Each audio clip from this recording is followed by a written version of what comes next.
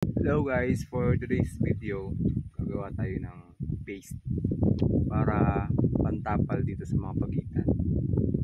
Ayan, para maging malinis siya tingnan sa pagitan. So ito lang kailangan natin ng itong pandikit, wood glue,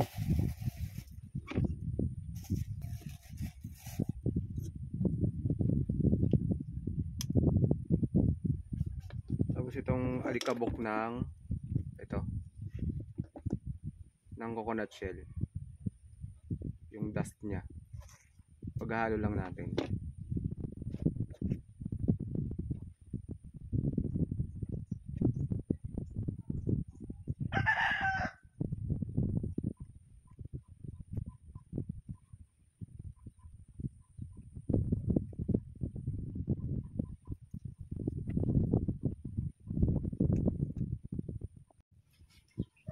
Bali ito na po siya nung nahalo. Ito na yung itsura niya ng wood glue tsaka yung dust ng coconut shell.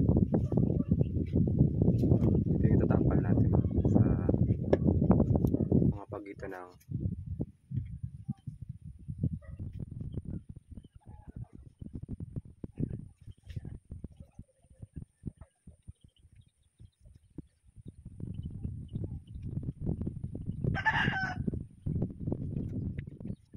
so habang habang hindi pa siya tuyo, punasan natin ng basahan kasi pag tuyo na siya, mahirap na siyang tanggalin kasi madikit na siya.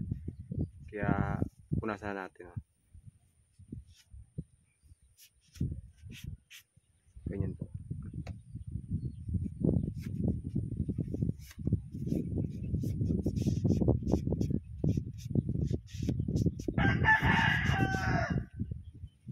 Bale ito na po yung nalagyan ng paste.